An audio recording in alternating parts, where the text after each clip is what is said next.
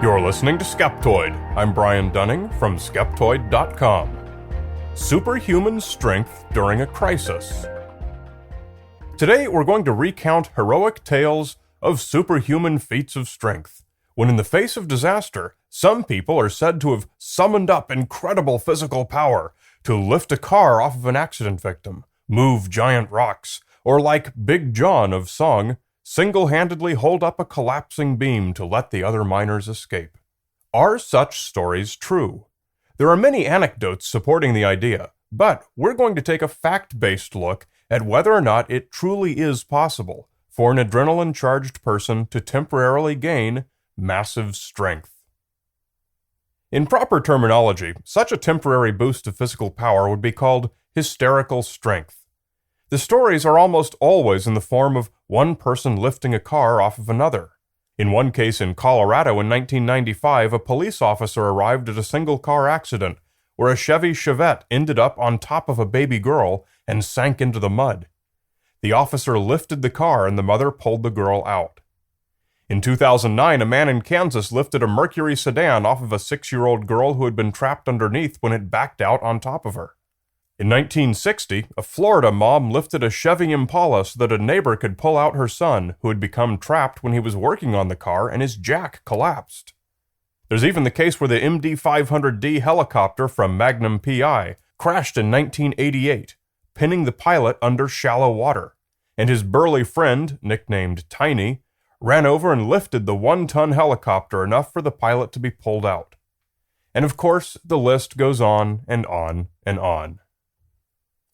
In each of these cases, some aspect of leverage or buoyancy probably played some role in reducing the magnitude of the feat to something more believable.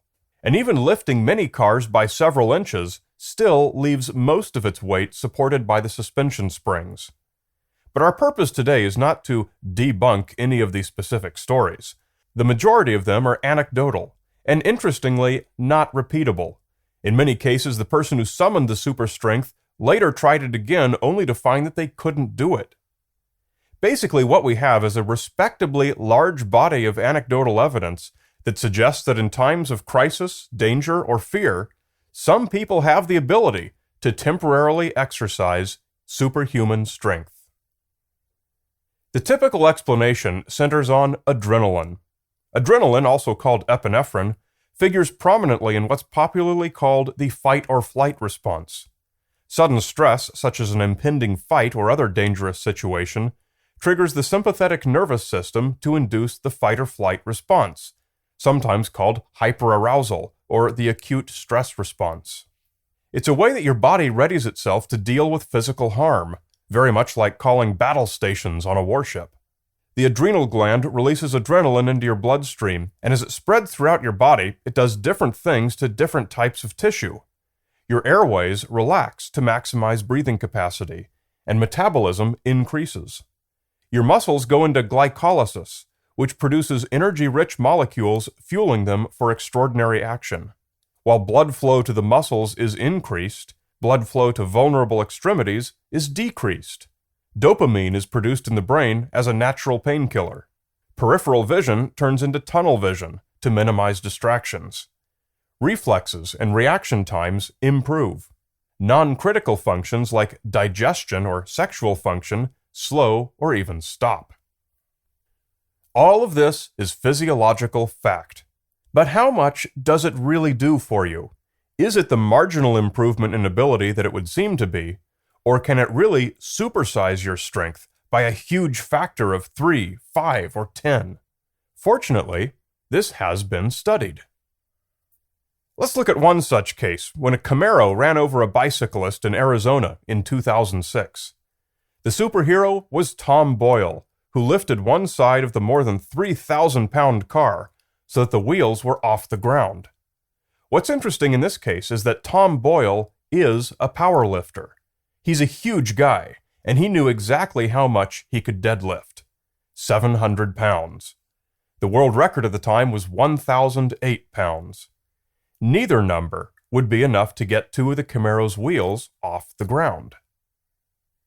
As detailed in Jeff Wise's book, Extreme Fear, the puzzle of weightlifters such as Tom Boyle has been at least partially solved by Vladimir Zatsiorsky, a biomechanics specialist at Penn State, who has published his results in his book, Science and Practice of Strength Training.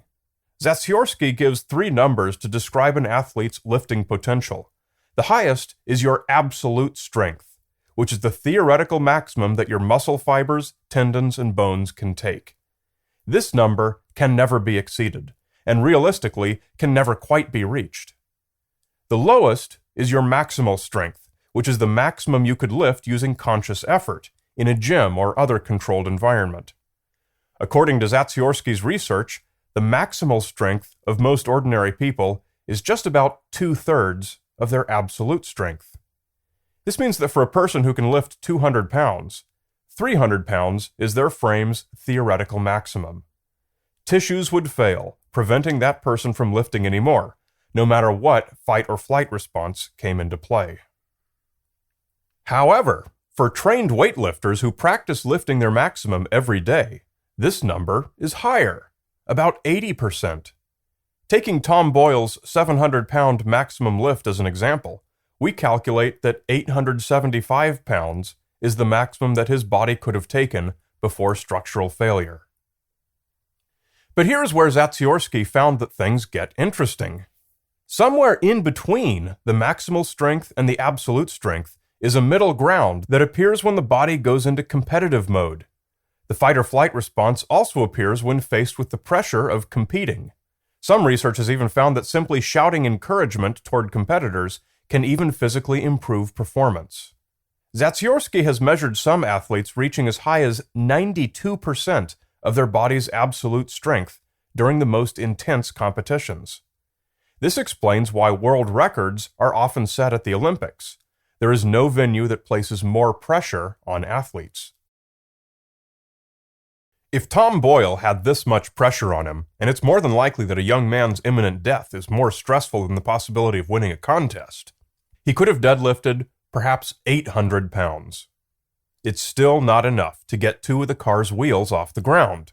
No matter what inspiration, mental mode, or adrenaline rush came over him, lifting much more than that would have resulted in structural failure, and the car would have fallen and crushed the young cyclist.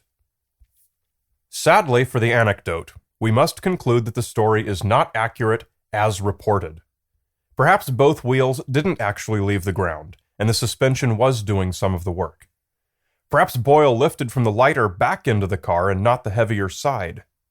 Perhaps the car was inclined in such a way that the leverage angle was more favorable. Whenever these rare events happen to be captured on film, some such advantage always comes into play. When Tiny was said to have, quote, lifted the helicopter, it's pretty clear that he merely rocked the bulbous craft as it was lying on its side against the sloped and uneven riverbank. So when we shine the light of science upon the notion that a dangerous situation can breed superhuman strength, we find that it's only partly true. The fight-or-flight response can indeed help you to exceed your normal capabilities, but only by some limited increment, not enough to justify the common perception of these extraordinary stories. But fight or flight is not the only possible booster available. There are other similar stories that have nothing to do with lifting a car off an accident victim. One such example is that of criminals fleeing police, fighting people off with apparent invincibility, shrugging off attacks and making an escape. The illegal drug PCP is sometimes offered as an explanation, and it can indeed be a good one. Among PCP's many psychological effects are a feeling of great strength and power, and among its physical effects is the blocking of pain. Put these two together, and an idiot on PCP can do just about anything. He won't actually have any greater strength, but he'll think he does, and as a result, such clowns often end up with a myriad of self-inflicted injuries, sometimes even killing themselves. Such drugs have also been suggested to explain groups such as the Norse berserkers, a subset of Viking shock troops who fought like enraged wild animals, impervious to pain and contemptuous of injury. Some researchers have suggested that berserkers may have taken hallucinogenic mushrooms before going into battle, as did Zulu warriors. Another theory states that they may have simply gotten really drunk, but this likely would have resulted in poorer performance in battle. It's also possible that berserkers simply worked themselves up into a frenzy, and combined with the fight-or-flight response to the impending battle, did indeed gain heightened physical ability. Anecdotal evidence has suggested that cases of electric shock have caused people to launch themselves across the room involuntarily, presumably because the electricity fires the muscles. If true, it would support the notion that the musculoskeletal structure is indeed capable of feats that exceed even Zatsiorsky's absolute strength measurements. But this is not only unproven, and obviously untested, it is an incomplete theory. If such a thing has happened, exhibiting strength that has in fact exceeded the absolute strength, there is no evidence that it was done without crippling injury to the muscles or tendons. The ability to acquire superpowers, even if only temporarily, is such a compelling possibility that most of us really want these stories to be true. And many of them probably are true to some degree, just exaggerated, misreported, or even misinterpreted by those who were there. And so, sadly, they're not yet the confirmation of superpowers that we're hoping for. It's a really intriguing field of research, and an attractive goal. But it's a goal we'll only reach if we go beyond the popularly reported versions of the stories and take the trouble to learn what's really going on.